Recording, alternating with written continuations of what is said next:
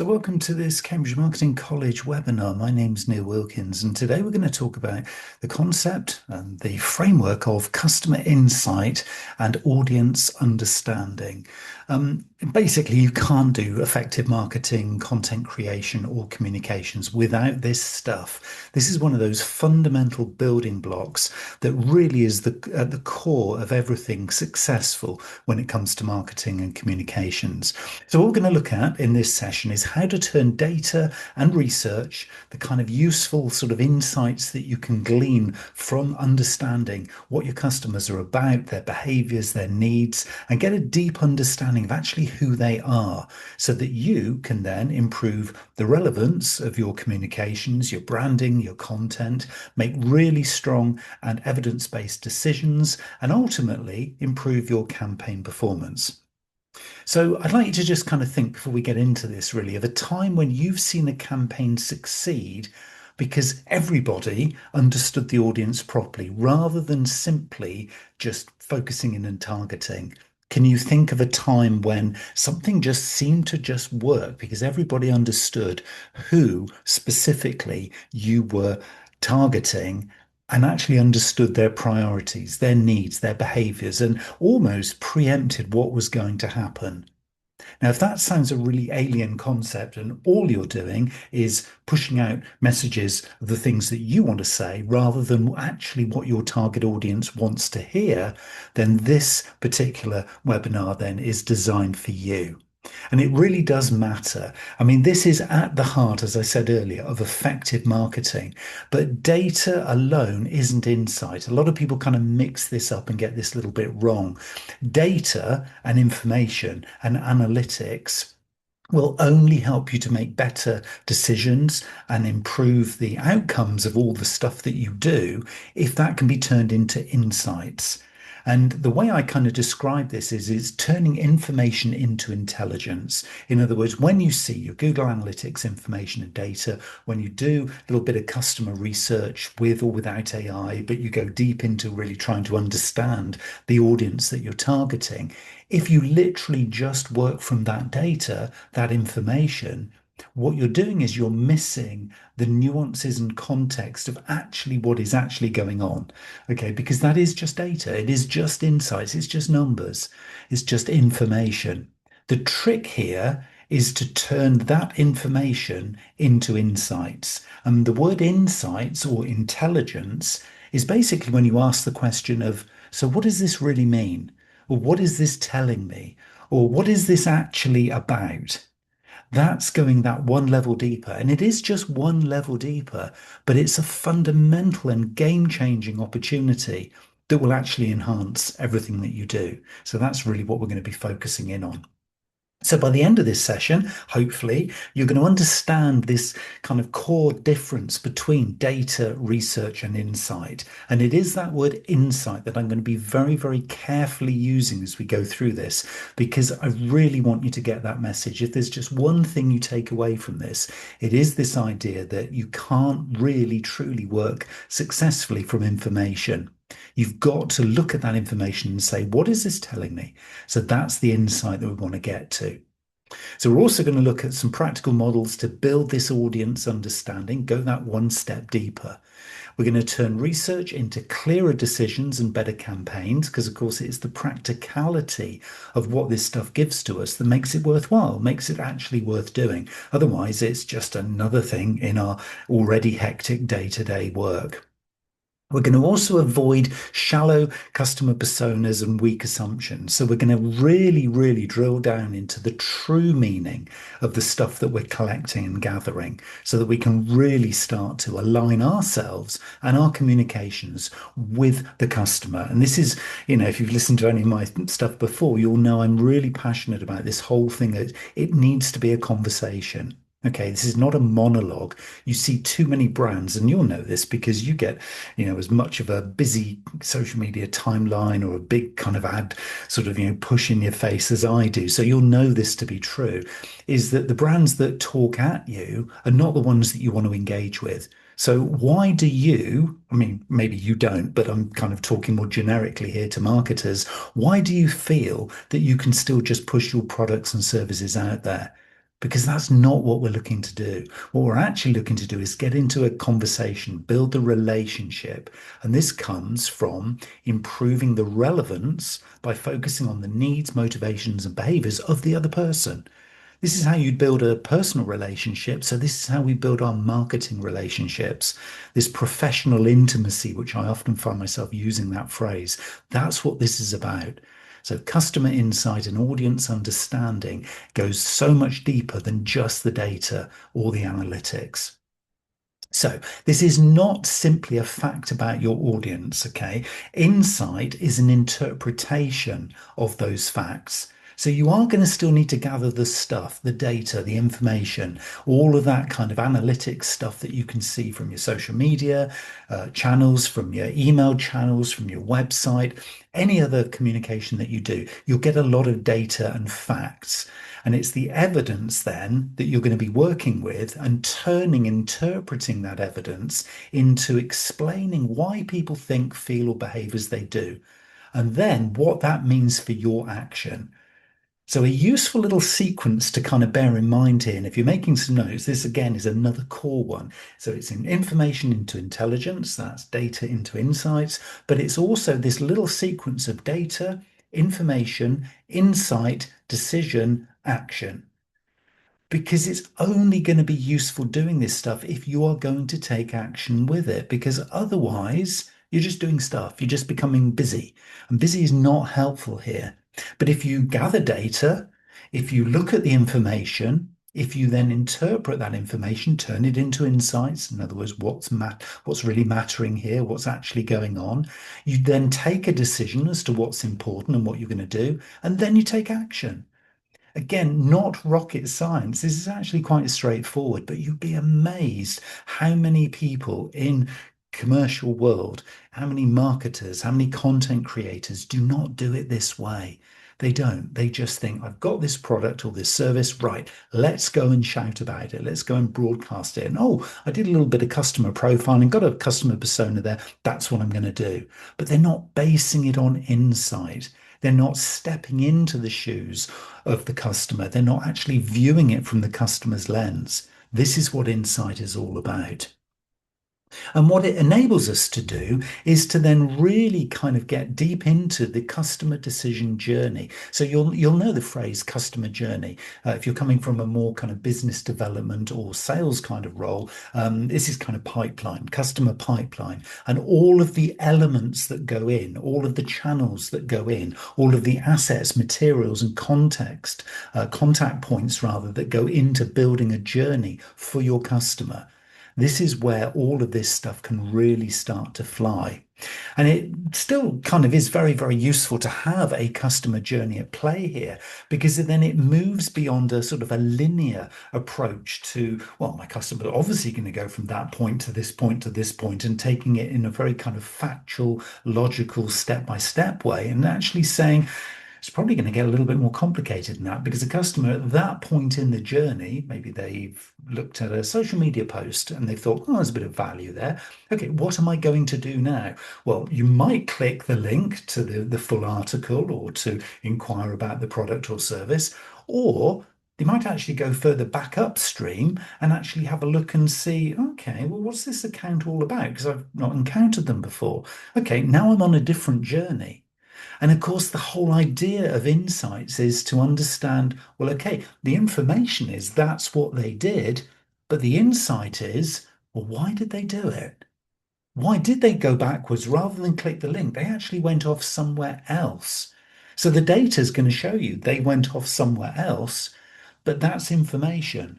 Turning it into insight is then sitting with that and reflecting on it and thinking, okay, we've got to get to the bottom of this, because this is significant, because not only did person A do it there, person B did it, person C did it, person D carried on the normal journey, but person E, they did it too. And so what you're doing is you're building a deeper, more contextual understanding of actually what's going on. So again, this is about going that little step deeper. And I use the word reflection. We do need to reflect on actually what's going on. So audience understanding needs to reflect real behavior across the journey, not just awareness at the top and conversion at the bottom and then retention further in. It's like, okay, those are the logical, perfect steps. But as we know, customers, and in fact everybody really, never takes the perfect route. They are going to go on detours. Okay, the sat nav might be set, but they're going to take a little bit of a detour here because it looks nice over there, or there's something shiny over there, so we'll go in that direction. That's the reality of what's happening. And that's the information, but the insight is when you sit with it and say, okay, let's understand why. And of course, when you start to look at it this way, it's not just the journey, but it can be as well if you've done any kind of demographics or any customer profiling. Some of you may well have, sort of mosaic profiles and things like that going on. And in essence, they're not really enough. I mean, I'm not doing them down because they're a great starting point. And let's face it, if you know who you're targeting by age, job title, gender, income, or sector information, it can be useful as a starting point, but rarely enough actually when you take it, at that kind of face value. And there is a lot of research here in terms of needs-based segmentation. If you like the sound of this stuff, just do a little search on needs-based segmentation. McKinsey's done some research in this, and a number of other institutions have as well. This is really getting quite interesting because basically it argues that needs and attributes matter more than the demographics or the data that defines the person. Because actually, what that person needs could be fundamentally different to actually what the data says. But if you're awake enough to be looking and watching behaviors, looking and understanding deeply what the customer actually needs, not what the data is necessarily showing on that first page of the profile, but actually going a lot deeper in, then you can start to get into a really interesting place because you can begin to challenge what you see.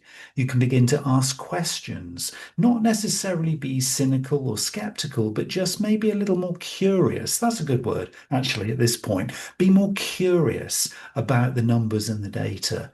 Go that step deeper. Yes, things like demographics and customer segmentation and customer persona profiling have been with us for decades and they are really, really useful. But this level of curiosity could be the game changer between a good campaign and a great campaign, between you hitting the numbers and actually blowing the numbers out the water because you're really successful at what you do.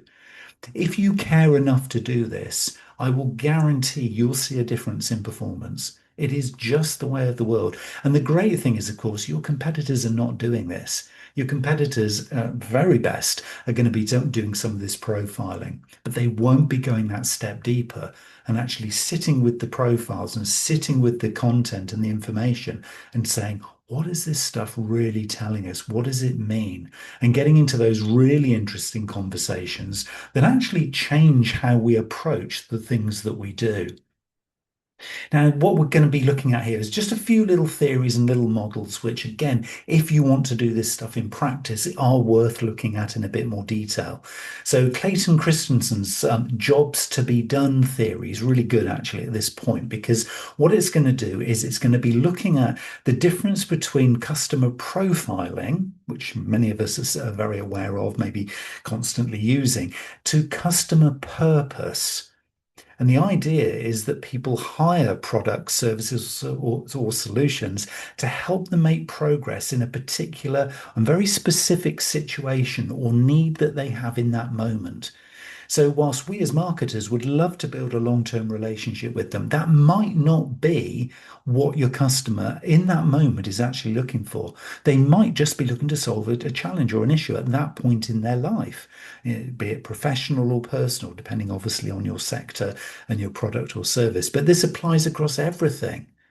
The idea of kind of transience or something that's temporary doesn't really sit very well with the concept of customer lifetime value, which a lot of us marketers have tried to kind of adhere to over the years because it makes a little bit more money for us and it sounds really good. And oh dear, we've got all these customers not coming back. Oh dear, we're underperforming. Well, maybe not. If the insights are actually telling you that customers are very, very happy, they just didn't need what you provided again, or in the not too distant future, maybe in the far future, they might. But of course, then we beat ourselves up about, oh, well, we didn't get repeat business, or oh, the customer disappeared and we couldn't sort of see where they were. There might be a reason for that, and it might be a perfectly fine reason. Because a lot of customers are not simply buying products and services, much as we would love them to, because then that's really behaving from our perspective. What they're trying to do is get a job done. And if we can see it from that perspective, this is properly stepping into the customer's shoes. So few marketers do this. And of course, I understand and I feel this myself, the pressure of doing the numbers, getting the performance, growing the database, helping sales to do what sales needs to do. We've always got these kind of pressures, but the reality from the customer's perspective could be very, very different. So, a reflection point at this stage could be, what job is your audience really trying to get done? What problem or challenge are they trying to solve? What are they actually looking for? Not what we want to achieve in this relationship, but what is it that's kind of in it for them? These are insights so that when they encounter your brand or your product or your service, or maybe just the first kind of point of contact ever with you, they kind of get that you are going to be there for them. Rather than buy this, buy me, commission us, sign the contract here, please, please, please, that kind of almost very needy, kind of begging, selling signs. We don't want to be doing that. If we're going to be putting customer first, and of course, a lot of marketers, a lot of businesses say, oh, customers always first. We always put our customer first. And then it's like, yeah, because we want to sell to them. Actually, that isn't the answer. The answer for really true customer insight response is that actually we do help them to solve the challenge that they have. And then we enter into a relationship that is, on balance, on their terms as much as it is on ours. But very, very few of us do that because we've got the commercial pressures of selling more. This is a big challenge and it's a balance. So I'm not naive enough to think this isn't going to be a tricky one, but it's worth just considering and reflecting on. And of course, this lens that I keep kind of talking about enables us to kind of view things through different lenses. So, we can view it from our lens, we can view it from the customer's lens, but there is a very useful little lens that kind of enables us to get this deeper understanding by looking deeply into this customer need that we're talking about. And there's this kind of five-part or five-stage process you can think about if you want to do this practically. First thing is, who are they? Okay, so we've talked about personas, bit of demographics, that kind of stuff. But let's go deeper. What are they trying to do? Okay, that's an interesting one, isn't it? Might not be what we want them to do. That could be a challenge, but we might have an opportunity to respond differently than we always have, and potentially differently to how our competitors do as well. And there could be value there. Third question is, what matters to them? Because we're passionate about what we do. We're the best in class. We're the most professional business, blah, blah, blah. We've all heard it, we've all seen it, and we've probably all done it. I know I have. But that might not matter to them at all. Insights, true customer insights and audience understanding knows what matters to them. And you could say, well, how do I get to know that, Neil? Well, you've got to do the thinking, you've got to do the reflection, and you've also got to get into conversation. So, and sometimes we've got to come out of our little marketing ivory tower and we've got to talk to the customers. Ask them, what is actually mattering to you now? And this is where things like focus groups and these kind of research studies, the deeper kind of subjective, not just objective stuff, this is where this comes into play. So it can be really, really powerful. Fourth question is, what gets in their way? Because if they got a challenge, the customer here, if they've got a challenge, there's an opportunity for us here. We know that. But why haven't they already solved it? Now, this is a nice one. This is again where most marketers, content creators, business professionals, salespeople even, they don't go this far. So they'll know who the customer is they're trying to target. They'll know probably what they're trying to do if they spend a bit of time with them. They will, once they've entered into a conversation, they'll know pretty much what matters to them. So you could say, well, job's done. But actually, the next question is what gets in their way? In other words, why are they still here? Why are they still looking for what we provide? Or maybe we don't provide, but hopefully we do. Why are they still here with this challenge? What is getting in the way of them solving it themselves or somewhere else? Because there's a huge buying opportunity or selling opportunity, depending on which way you're viewing this. What gets in their way is part of this insight profiling. And then there's a real psychological one, which is part five, which is what would make action feel easier or safer for them. Because nobody wants to take a risk, really. A lot of people say, oh, I love taking risks and stuff. But actually, as human beings, we're not programmed really to take risks, maybe calculated risks. But what would make an action, in other words, them committing to you, even for a meeting, let alone purchase something, what would make it feel safer and easier for them? So reduce the friction in the experience so it becomes super smooth, dead easy to do, but also gives them the confidence that it is going to, yeah, just be a less risky kind of engagement and certainly a less risky purchase because people have psychologically the need, and it's an inherent need, whatever they tell you, they have an inherent need to justify the purchase decision. They do. It's psychology, it's human nature. So if we can make it feel easier or safer for them to engage with us, those are the kinds of insights we need to get to. And those fourth and fifth points in our five-part lens here are where most people in commercial world do not go. They don't do that. They kind of look at customer needs and they say, oh, we can solve those needs. But then they fail to really understand the softer, more subjective, deeper things that are actually going on from your customer's perspective. So we're getting deeper into the persona here. I mean, personas can help. Don't get me wrong. I am a huge advocate of building the customer persona first. Okay. And a really, really good one because what you're doing, if you go down this route and constantly challenge, constantly ask, not just the profiling, but also this deeper kind of behavioral, needs-based, fear, human element of creating a customer persona, this kind of real pen picture, profile, biography, if you like, of this perfect customer, and really kind of, going beyond a fictional representation, which is again where most marketers will stop. So they'll have the photo of this perfect customer, they'll build the bio of them, and then they'll kind of have in their mind's eye, every time I publish something, every time I develop some materials, every time I kind of go to market or support a salesperson or whatever it is, I've got this person in mind. And that is good and it's great. But I think now we know we can go that step further. Okay, because otherwise there is this danger that over time it can become a fictional stereotype. Okay, and we can often sort of obsessed and become a little bit maybe complacent.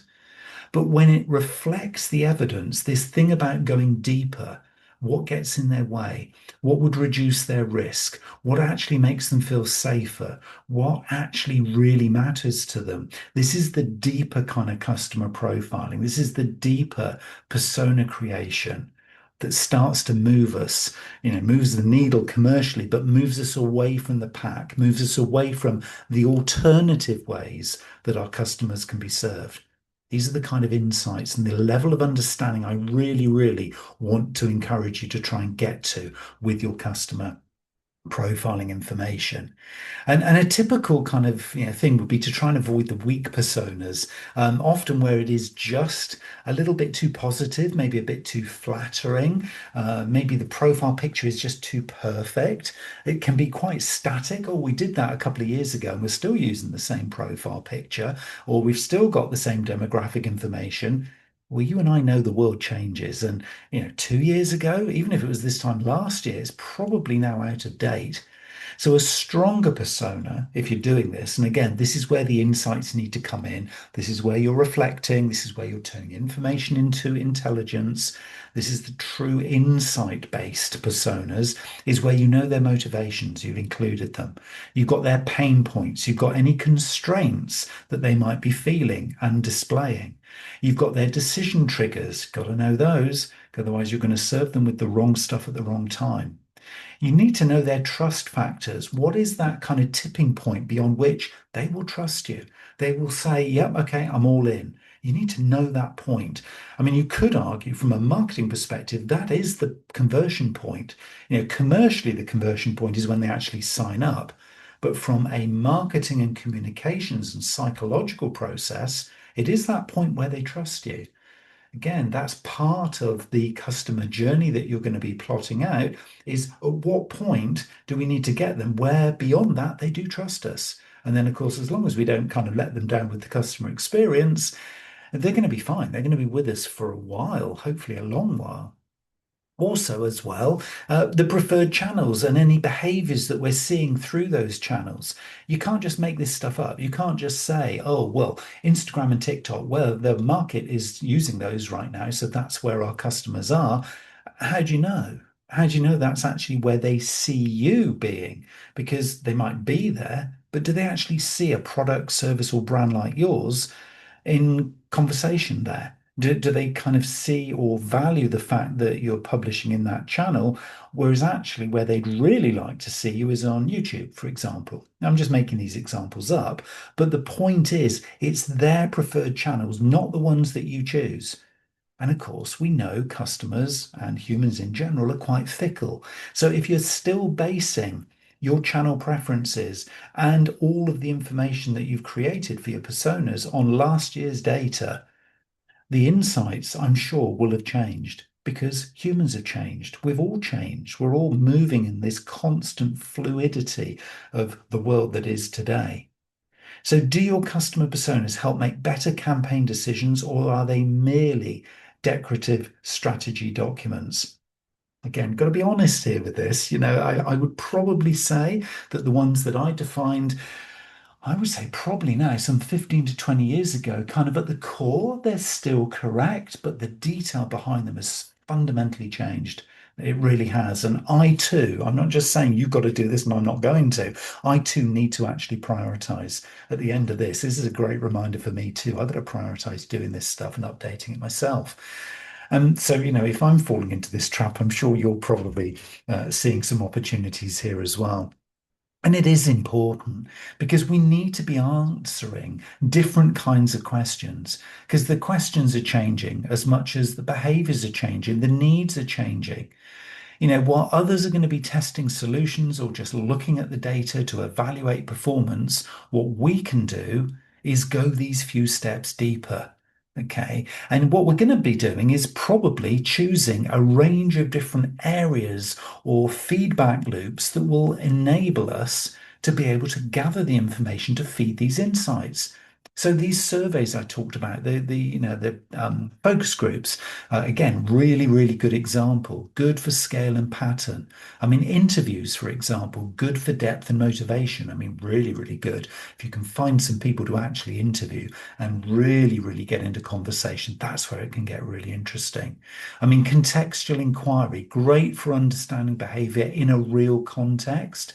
So actually watching people, observing people, interacting with your products and services or with your communications. What a great way of actually truly understanding what's going on, not just making it up, etc., etc., etc. And it's probably going to be a mixture of a number of approaches that are going to give you the information that you need to feed the reflections that then create the insights. So it's a mixture, it's a balance. And this, obviously, as you know, understanding is a time commitment. Yeah, you're going to have to focus in on this and actually create some bandwidth or some resources, some time to actually be able to do this. But as you're seeing, it is really, really important. And that reflection, which I keep using that word because it is so, so important. Research findings do not automatically become insight. Okay. We've got to be analyzing, we've got to be sitting with it, we've got to be thinking about it, maybe having conversations with each other. We need to group stuff and then we need to interpret it. There's lots of different methods and methodology that can go into this. And what we don't want to be doing is kind of drowning in the data whilst missing the patterns. So keeping things simple, grouping them. I mean, I always kind of jump straight back to the sticky notes, the post-it notes, and basically start to cluster stuff. So I will be writing all the kind of things that I'm focusing on here down on a number of different post-its, just put them all into the pot and then take them one by one and literally see if I can create clusters of information, clusters of analytics, clusters of data to identify if there's any patterns. And then from a cluster, I can then go deep into thinking about that and reflecting on it. And what it's going to do is almost certainly take me one step deeper, if not two or three steps deeper, but it's also going to identify probably more questions because the answers don't just automatically sit there and say, hey, here I am. You've gathered all this data. Hey, I'm an insight. Look at me. Ah, you found me. Great. What will happen is probably that data and those pockets or pieces of information will then throw up more questions. And it's those questions that you need to sit with. And so it doesn't necessarily become easier the deeper you go. In fact, in lots of times, it actually becomes a little bit more complicated. But what I always find works for me when I'm looking at this stuff is almost trusting the data and saying, look, if I'm looking at this in its entirety and I'm looking at all these clusters on a big white flip chart or on a whiteboard, and I'm going to be looking at this and I'm just going to let something sort of arrive and emerge. And so you're kind of relaxing into it. You're not going to look at this in a tough kind of, logical way. You're going to just say, okay, right. Now, which thing is shouting at me? Which one is kind of waving? Oh, it's that cluster then. I don't know quite why at this stage, but there's something about the way it's worded, the way it's positioned. Subconsciously, I'm just picking up intuition is telling me that this is somewhere. Oh, right. Okay. So those post-its now, and then you start to feel into it. You start to reflect on it. It's a really interesting exercise. So the trick is not to overthink. Actually use the word feel your way into the process a lot.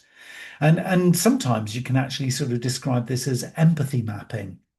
And this is actually helping you to align kind of what customers say, what they think, how they behave, and what they feel and do in terms of the way you actually respond back as well. So this empathy thing works in both directions. Great way to kind of rethink how you do it because a lot of data, a lot of demographic stuff, a lot of profiling and personas and stuff can be quite logical, can be very fact-based. But if you then have this layer of feeling, of empathy, and of actually deeper understanding, so it's kind of the heart talking, not just the head talking, it can open up new ways of approaching stuff. And, if you're feeling a little bit blocked at times when you look at all this great wall of data and you think, I can't see the wood from the trees. What on earth am I looking for here? Then the whole kind of feeling into it can just take a different perspective and you can then uncover stuff that actually meets the customer's needs and opportunities here on a different level, in a different place. And maybe what this will do, because empathy mapping enables you to organize what the audience is experiencing, not just what the brand wants to say, then you're actually then potentially going to be interacting with your customers going forward on a whole different level. Gets really interesting, that one. And what it does, and there's a phrase that you might have heard or might have read about, or you might actually use yourself, the voice of the customer. And of course, this is what we do. We should be, if we're doing this properly, reflecting the voice of the customer back into the organization in practice. And of course, this is not just a one-off survey, a little bit of hand wringing and a little bit of kind of, oh, yes, yeah, we understand the voice of the customer because one customer said one thing on one occasion, and now we've completely pivoted our strategy. It's not what we're talking about. We're looking for patterns here. And if we can truly get what the customer's thinking, feeling, and behaving, and what they need, and the opportunities here at both a practical level, the numbers, the data, but also this kind of softer, more subjective level, so the kind of the feeling level, then what we're doing here is we are truly reflecting the voice and the feelings of the customer back in practice. So some of it's data driven, some of it is going to be the analytics, but some of it is softer and I would argue probably more meaningful to many of us in terms of this deeper understanding and the use of the customer insights going forward. Now, you might well think, okay, he's talking empathy and feelings and all this kind of heart-driven stuff. That doesn't apply to us because we're in a really tough sector. Well, I'll tell you, it does. You deal with humans. Businesses don't buy. A lot of people say, oh, well, I'm in B2B, so that wouldn't apply to me. Well, of course it does. You don't sell to businesses. You don't market to a business. A business can't respond, but a person or people within the business can. So we are always talking here, whether it's B2B, B2C, whether it's public sector, whether it's healthcare, whether it's education, retail, pharmaceuticals, financial services, whatever, wherever.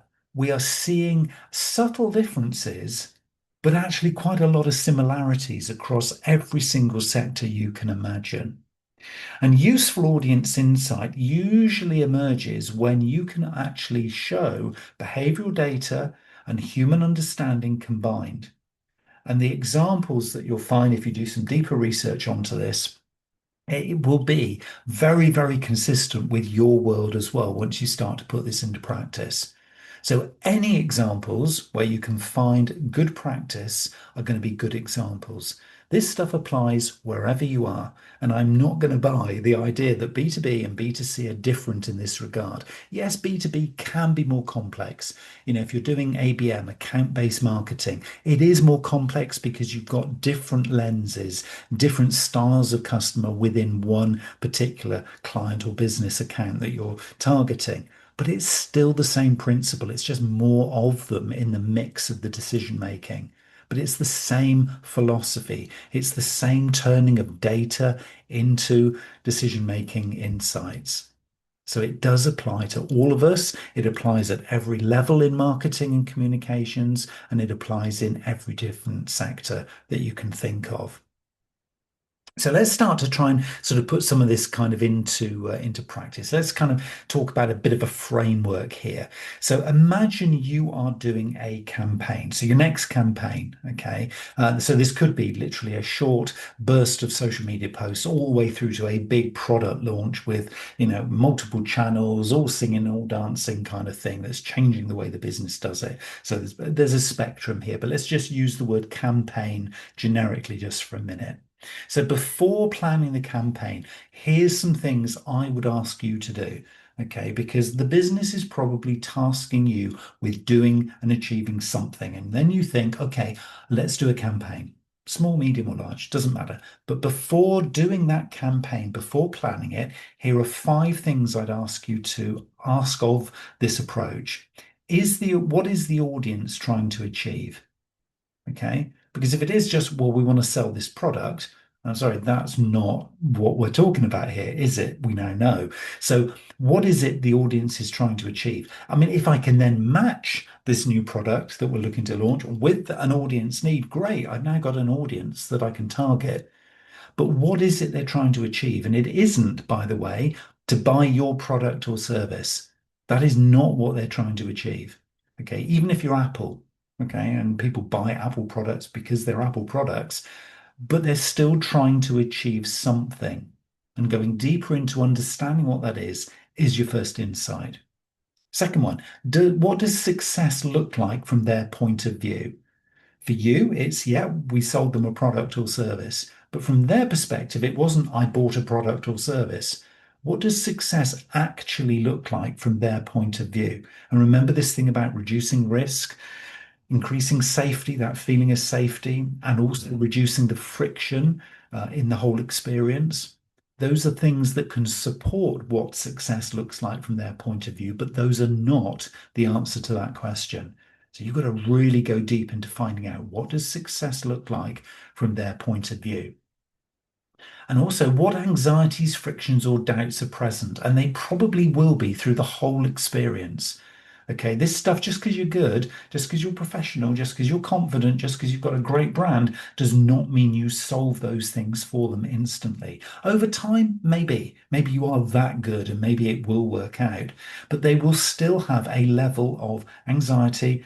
There will be frictions, There will be imperfections. This is real life, and they will have doubts. So, what are those things, and at what kind of scale or kind of level are they're being sort of perceived as from the customer's perspective? Fourth one is, what proof or reassurance do they need? And again, this will be very personal to you and your company and your situation. So think that one through. But from their perspective, what proof or reassurance do they need? And what message, format, and channel fits this reality? This is the key, isn't it? Really? Because actually, once you've asked those first four questions, it might not be the thing that you were originally going to be planning to do. And it might be a new channel. It might be something completely different. The message or proposition might need to change, or it might need to be adjusted. Or maybe you keep the thing that you were going to go with, but maybe the subtext, maybe the storytelling behind it changes to match what they need. There's a lot of kind of personalization going on here, isn't there? And we know obviously that AI can help us to personalize and get much, much closer to kind of actually, what the customer really needs, and then serve them with something that is potentially hyper personalized. And of course, yes, that is true, but it requires us to be driving this thing. It's down to us to be asking these questions. So make sure that you are taking accountability and responsibility, and don't just do what you've always done because you've always done it. And don't just do what you've always done in your business because the business says, well, this is how we do it. This is the chance to really challenge, because these insights potentially are going to be the game changer. And one of the big game changers of taking this approach is not falling into the hole of everyone is the audience. If I was given £1 for every time I've heard this, and particularly with people outside of marketing circles, well, we can sell this to everyone. No brand that has ever existed in any country, in any sector, in the history of time has ever been relevant to everyone.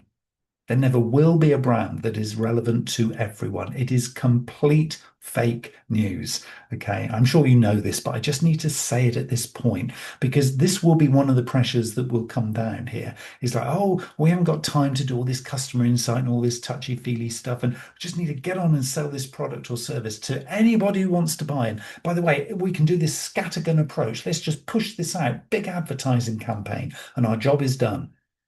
Well, I think you and I know how that's going to turn out. So, what you need to do really is take this as part of your overall campaign planning. Take this as part of the way you build the next thing that you're going to communicate, the way that you actually are more curious from this point going forward, the way that you challenge in a kind of a curious way, not in a negative way, but in a curious way. Is there a way of doing this better? And of course, it is those questions that we've just asked. And this is where your relevance to your target audience is going to go through the roof in a good way. This is where how you can align your goals and what you want to achieve with actually those outcomes, those desired outcomes from your target audience. This is where insights really comes into play. And it will help very, very quickly to influence the decision making, not only for you, but when this starts to play out, I will be very, very certain that this is going to start to shape and guide the way that others start to make decisions. And good insight can help to shape the positioning, the messaging, the segmentation itself, choice of channels, clearly, personalization, just talked about, the content themes, the design of the offer, and of course, and again, this is where the touch points across the rest of the business come into play, customer journey improvements. So this stuff, if you know stuff and you can show that the insights are actually guiding great decision making at both an objective and subjective level, both tactically and strategically, then others will come on board too. So the salesperson who you're supporting to get into the organization that you're trying to sell to by doing your marketing in this kind of way will start to buy into this, because it's going to make their job a lot easier, because what you're doing is you're feeding them the insights. It's almost like this is the cheat code. This is the kind of the behind the scenes. Well, I never knew that about this customer, or I've never approached it in that way before, but wow, if we know that much about them, doesn't in the negotiation, doesn't that give me a position of power and strength? Well, yeah, obviously it does. So it's going to become irresistible. It's going to become very attractive to many in your organization. So it's a really, really both strategic, but also highly tactical and highly practical approach. So here we go. Let's get some steps into how you can actually roll this out now. I think hopefully I've probably sold it enough to you. So step one, define the audience problem or the business question. Okay, so what are we trying to do here? What is the problem we're trying to solve? High level, yeah, absolutely. And what's the business question that we're trying to kind of, solve and get over? Step two, gather existing data and any behavioral evidence that you've got. So let's just work with what we've got right now. Okay, because we might already have the answer. It was hiding in plain sight. We just didn't ask the right questions to turn that information or that data into the insights. Maybe we have a little bit, but we can do better. Step three then is to add research to understand the motives and any barriers to purchase.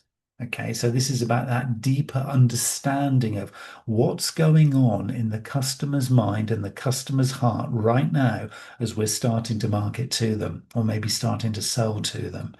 What are their motives and what are the barriers? Remember those kind of pain points, those challenges, the need they're trying to solve, and the kind of friction points.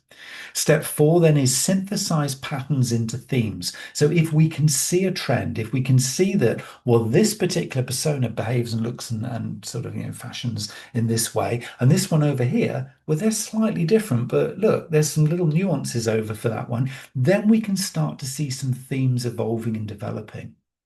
We can then turn at step five those themes into insight statements. Okay, so what we need is a common language so that when we're building our campaign or our work or our project, we can talk to our agency and they'll get it because they won't probably have been doing this deep reflection. So we need to brief them. We can talk to the salesperson who's going to be supporting deeper into the customer's journey once we've done this marketing. So we can talk a common language with them.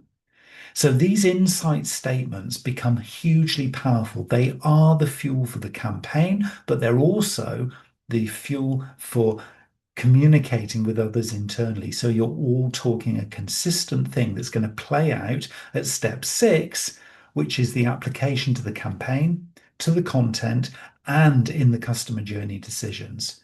So if you need to change something, there'll be evidence as to why. There'll be that backup insight underpinned by the evidence and the data that kind of formed the insight that enable you to go really, really confidently into that marketing, into that social post, into that bigger campaign with really, really, really confident kind of, team wide, and it really is team wide sort of feeling. Really, that's what we're looking for. And then at step seven, measure whether relevance and performance improve. This is a circular thing. You don't just do this the once because, as I say, this is going to become irresistible to you. Once you start doing it this way, you'll find it just improves everything. You get the deeper relationship with the customer. Salesperson's super happy because you're making their life easier. They're kind of finding this much more smooth, clear experience, both working with marketing, but also dealing with their happy customer. And you can continuously learn. Okay, so insight work shouldn't end in action. Well, it should end in action, but not just observation. But then that observation then needs to end in further action. So the old cliche, I find myself saying it all the time, continuous improvement. Once you get to that step seven, you've measured whether relevance and performance improve, you've taken those learnings, and then you go back to step one for the next time you do it, and you go through again because we know that change is inevitable. We know that this whole thing is moving. And so this can become our new approach, pre-planning. I mean, there's still the practicality of what we're going to do to roll the campaign out. But this is this beautiful insights driven layer that sits above the practicality of the everyday, that makes it practical and blends it in beautifully with everything that we already do and everything that we already know. But now what we've got is a deeper understanding of the audience that we can play out in our campaigns because we're basing it on this true customer insight. So, as a wrap up, the key takeaways, I guess, really for you is again, starting with that whole And it is a bit of a cliche now, this whole thing about information into insights. Okay, it's about taking information and saying, what does this really mean? Turning it into insights. It's the fundamental meaning behind the data. So, understanding your audience in practice means combining data, the research, and judgment to uncover really, really, really what people are trying to do, what matters to them, and also what's standing in their way. So the strongest marketers are not going to just be describing audiences, they're going to be interpreting those audiences well enough to make campaigns, journeys, and decisions that are super relevant, most obviously to the customer themselves, but that will become, by definition, because those customers are going to want more of this, then they become more commercially effective too. And it is this beautiful balance and this beautiful outcome that comes from customer insight and deep understanding of your audience that plays out commercially. So when I say to you, it's a really good idea to be spending time reflecting on the data and really looking and thinking and feeling your way through the data and the analytics and actually coming out with what it truly means, you can now see that at the end of this journey, you're going to see some commercial success as well. So there is, and final point is I would really encourage you to make sure that you include the phrase return on investment in the time that you spend looking into customer insight and the understanding of your audience. Because if you can then show there's commercial value at the end of doing this, then actually, what is not to say that you could grow the business, you could identify new markets, you could just be a best in class marketer and actually a best in class brand within your sector going forward. And that to me would be the ultimate dream, I guess, for doing this. So I hope you found that useful. Hopefully, customer insight and audience understanding has taken on a whole new meaning for you. And just going that little few steps deeper can physically and practically and commercially literally change everything.